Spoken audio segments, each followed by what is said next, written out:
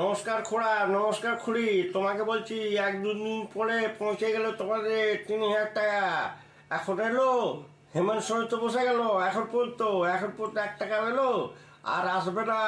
এটা তোমরা আর আশা করো না, বুঝলে তো। এই জন্যে তোমাদেরকে দিয়েছিল ভোট দেওয়ার জন্য 3,000 টাকা করে দিল, তারপরে বাস সিস্টেম খতম হয়ে গেলো। পেপারে দেখছো এখন কি দিচ্ছে? পয়সা নেই আমার কাছে, আমি কোথার থেকে দেবো? বুঝলে তো। এই জন্য তোমাদেরকে আগেই বুঝাচ্ছিল, তোমরা বুঝলে না। যাও, আর না বুঝলে তো এখন কী করবে দেখো। হেমন্ত সোরেন তো দেবে না 1 টাকাও। আর বলছে আমার কাছে পয়সাই নেই, আমি কোথার থেকে দেবো?